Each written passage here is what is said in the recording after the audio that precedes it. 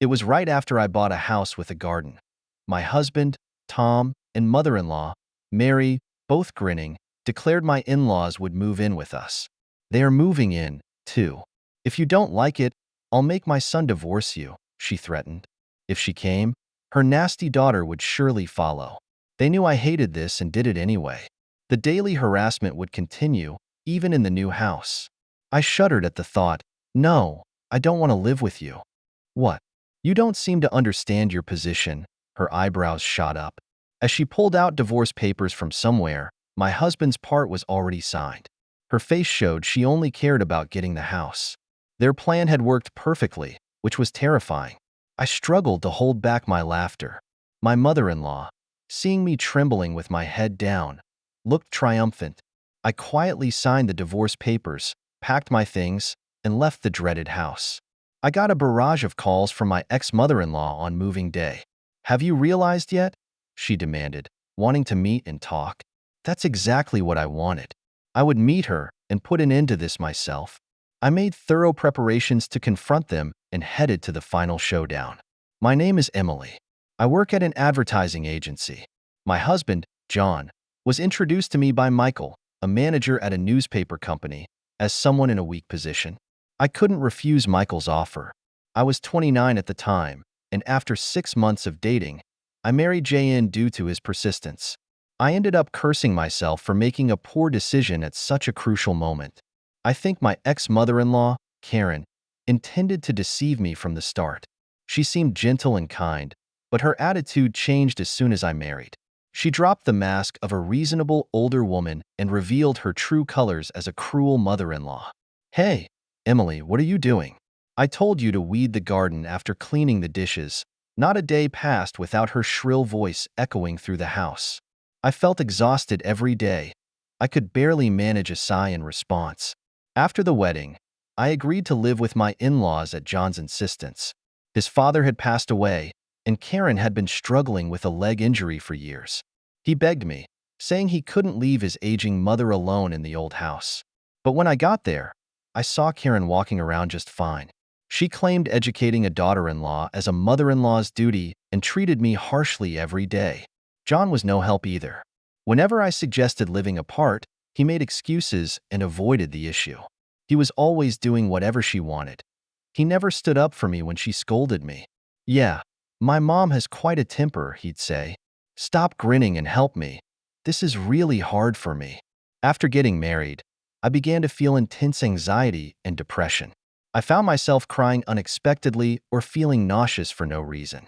After consulting a specialist, the doctor diagnosed me with an adjustment disorder. The thought that every day spent at my in-laws was affecting me negatively was truly unpleasant. Despite my feelings, she continued to make unreasonable demands. "Don't be lazy just because it's your day off. Have you finished cleaning the room? You haven't gone shopping yet. Make sure to check the discount stores before you go, please. Karen, please don't shout at me. I have a headache. I'll do the cleaning and shopping later. Don't give me that." When you're told to do something, you do it immediately. You're the daughter-in-law, aren't you?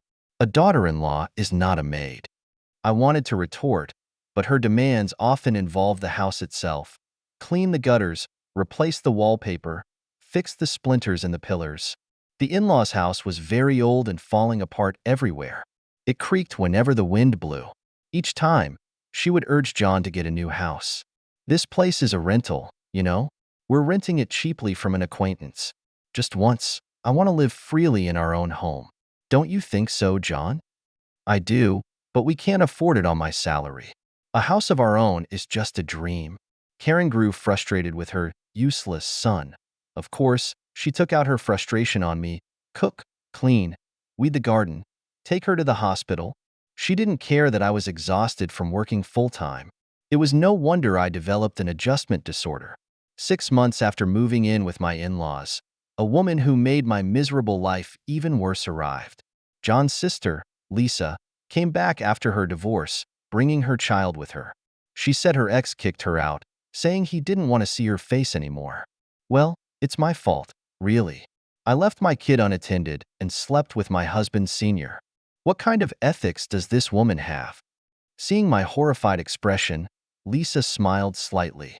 Lisa, who looked just like Karen, acted just like her, too.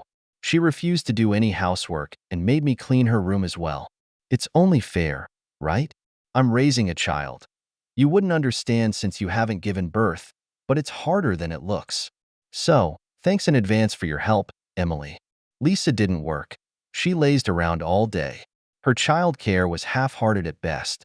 She lounged on the sofa doing nothing. Her behavior was particularly bad on weekends. She'd leave her young daughter with me and go to the arcade.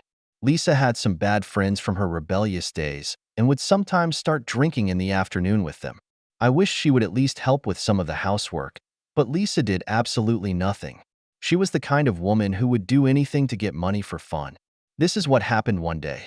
Lisa handed me a drawing bag, and when I looked inside, I saw my dad's cufflinks, ring, and vintage lighters. What do you expect me to do with these? Figure it out, sell them, and make sure you get a good price.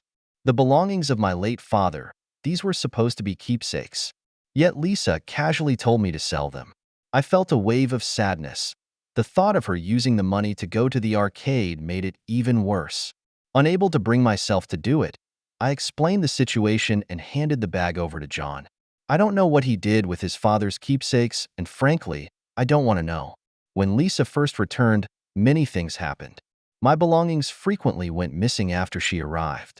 I also discovered around that time that John was probably having an affair. A friend who worked at a different advertising agency had happened to see him in town on a weekend. John was walking arm in arm with a flashy young woman. I was furious when I heard the story. I'm working hard from morning till night, even on weekends, and you're out having fun with a young woman? Unbelievable. This is cheating, right? It's not cheating. She's just a worker from a massage parlor. And how is that any better? You shouldn't be going to places when you're married. Lisa laughed hysterically at our argument. Karen seemed exasperated, but didn't strongly scold John. According to Karen's logic, if a husband goes to such places, it's because the wife isn't devoted enough. Getting upset over something like that is embarrassing. The problem is you. If you were more devoted to John, this wouldn't happen. I don't agree, Karen. Isn't that a bit too unreasonable? This is the norm in this house? Besides, going to places like that, or having an affair shows a man's prowess. A wife should forgive such things with a big heart. What was normal to them was absurd to me. Forgive visits to such places and affairs? There was no way I could do that. My frustration only grew. I couldn't just stand by any longer. Determined to change this unpleasant situation, I decided to take action. Karen and Lisa remained the same day after day. They treated me like a servant. The two of them lounged around like sea lions on the sofa or floor, raising their voices when they were hungry. Hey, why isn't lunch ready yet? It's already noon. Stop dragging your feet. Emily, you're so slow. It's annoying. Then why don't you make it yourselves? I've been cleaning the garden, airing out the carpets, and shopping with no time to rest. Don't talk back. Know your place as the daughter-in-law. I wasn't even allowed to voice my opinion. I was utterly fed up. I wanted a divorce immediately, but if it were that easy, I wouldn't have been struggling. John was introduced to me by Michael, a manager at a newspaper company. I was indebted to my boss, James, who also asked me not to do anything that would embarrass him. Karen knew this and often used it against me. I was completely stuck between a rock and a hard place for a while. All I could do was endure. Then one day, John's affair became undeniable. That friend from the other agency got concrete evidence. The first stage of my preparation was complete. I needed to plan my next move. About a month later, I think it was Lisa who spread out a housing catalog on the dinner table after dinner. From every angle, it was clear that these were items I had put in my bag. Look at this. Emily was planning to buy a house. Wait, did you rummage through my bag? Why? Why would you do that? Just be quiet. Oh, it's a nice house, a bit in the countryside, but still. Hey, Emily, you should have discussed something like this with me. I had my eye on a house with a garden. As Karen said, it was in the countryside, but looked quite good. I had already visited the place several times and met with the real estate agent. When I admitted this, the three of them became very interested. What? How far along are you in the process? Are you going to buy it? It's cheap and spacious, not bad at all. John, A man's got to be bold. Ah, well, a house with a garden. Huh? That's a big decision. If you decide to become the head of your own household, I'll support you. I'll even help a little financially. Wouldn't you like to leave here and live with Emily in your own place? Before I could say anything, she was already encouraging John. How insincere. She had no intention of letting me go so easily. When I asked whose name the house would be under, John furrowed his brow. I'm the head of the household. It'll be in my name, obviously. Then can I proceed with the purchase? We'll buy this house, and the two of us will move out, right? All right, I've decided. I'll buy the house. Go ahead and move forward with the arrangements. John finally made a firm decision. Karen and Lisa both praised John for his decision, but I didn't miss it. The two of them exchanged a knowing smile. A few days later, just after purchasing the house with a garden in the countryside as planned, John and Karen, both grinning, made a unilateral announcement to me. They're moving in too. What? But you said we'd live there alone. After thinking it over, we decided to live together. You're not going to say no, are you? If you refuse, I'll make John divorce you. I wonder what James would think of that. There it was. What a cowardly move. If Karen came, Lisa would surely follow. I shuddered at the thought of daily harassment continuing even in the new house. No way. I absolutely refuse. I have no intention of living there with you. You don't seem to understand your position. Her eyebrows shot up, her face red with anger, veins bulging at her temples. She pulled out divorce papers from somewhere, and John's part was already signed. Her face said she didn't care about anything as long as she got the house. If you're really going to refuse, then sign here. All right, I will. I'll sign. Let's get divorced. I've had enough. What? Hey, Emily, are you sure about this, John? Leave her. A useless woman like this is just going to make you angry. You're young. You'll find a new wife soon enough. Such harsh words. I quietly signed the divorce papers. She looked triumphant. She had no idea how I felt. My plan had worked perfectly, which was terrifying. I struggled to hold back my laughter. A few days after I moved into my new apartment, I received numerous calls from Karen checking my calendar. I realized it was indeed true. Today was their moving day. So, she's figured it out. The incessant ringing was typical Karen. Ignoring them didn't help. They kept coming. Finally, I picked up due to her persistence. Karen didn't even greet me. She just started yelling, "Emily, how could you do this? What kind of house did you make us buy?" Hello, Karen. Calm down. What are you talking about? I don't understand. Don't play dumb. This house, you knew it was defective when you bought it, didn't you? Didn't you? That's right. The house I chose had issues. The ground was unstable, often causing the land to sink. Even a new house could have doors and windows that wouldn't close properly.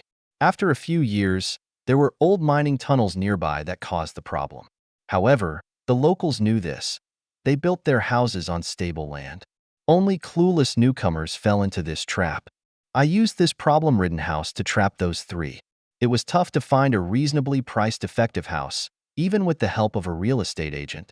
I also arranged for Lisa to steal the real estate catalog from my bag. I had deliberately placed my bag in an easily noticeable and stealable position. Unaware, they fell right into the trap and moved in. It was hard to keep from laughing when I signed the divorce papers. I wanted to tell them everything, but I couldn't. I played dumb. A defective house?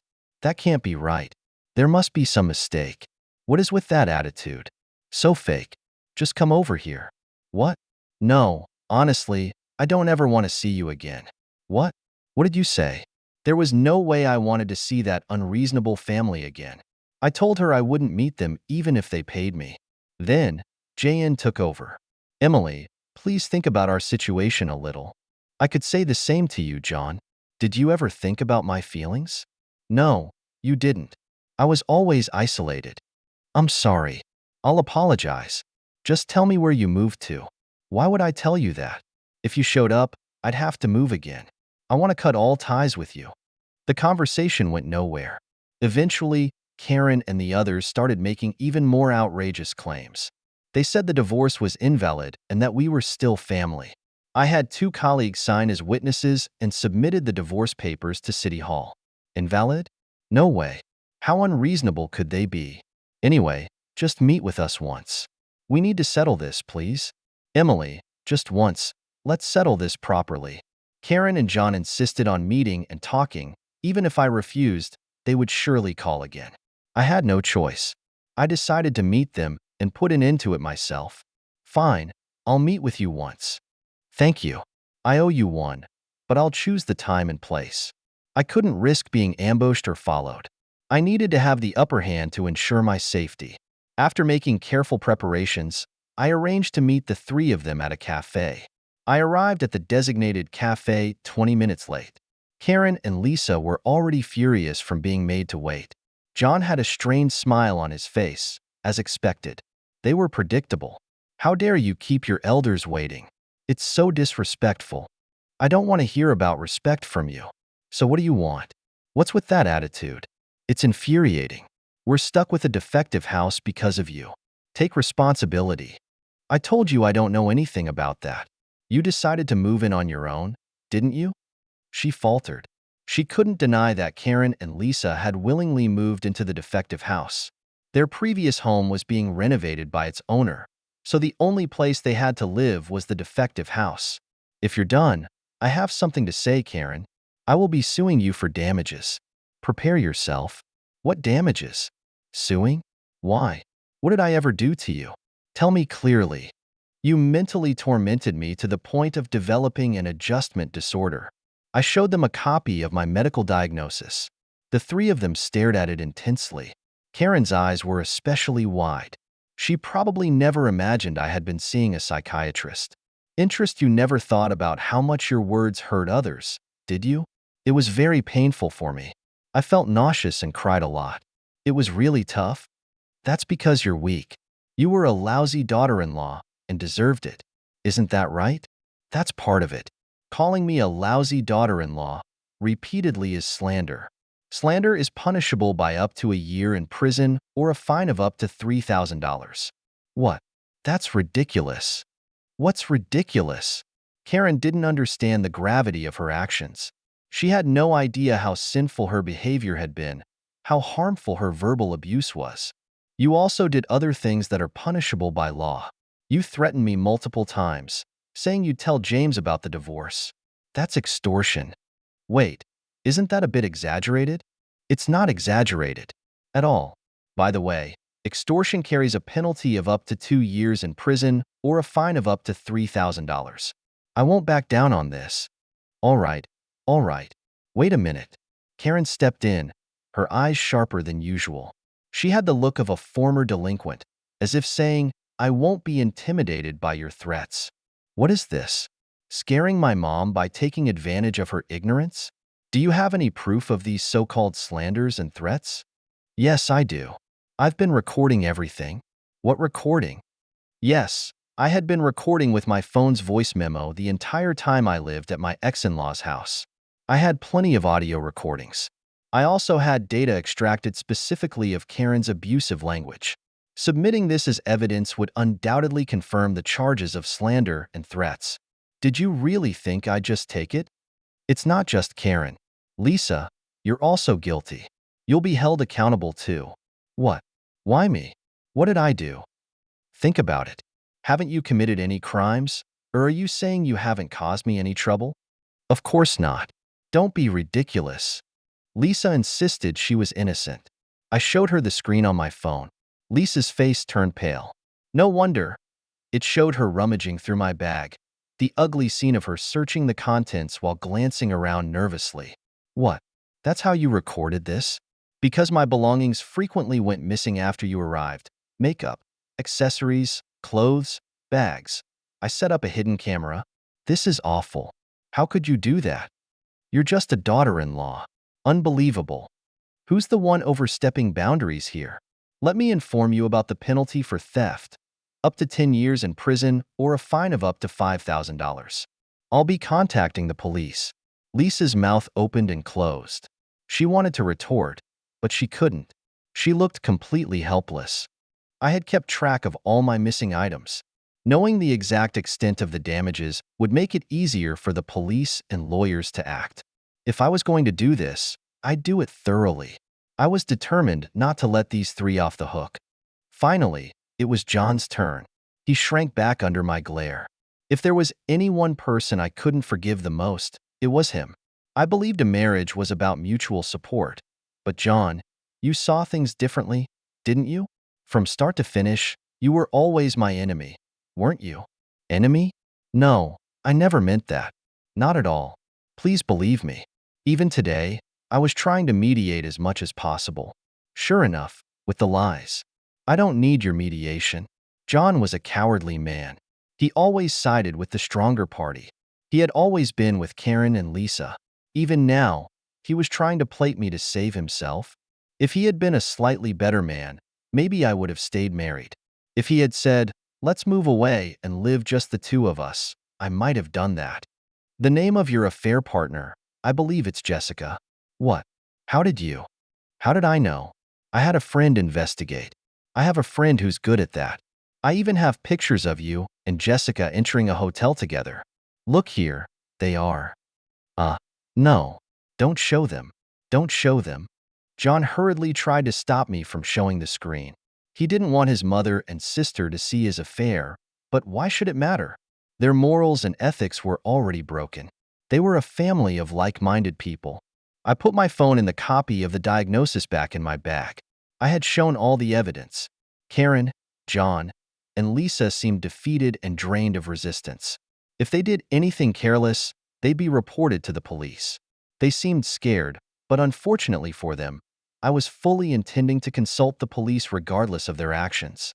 I believe the police will come by eventually. Don't try to run. It'll only make things worse, and make sure you don't follow me. Understand? Good. Emily, don't be so cold. We were married until recently, remember? Yes, honestly, I think marrying you was a huge mistake.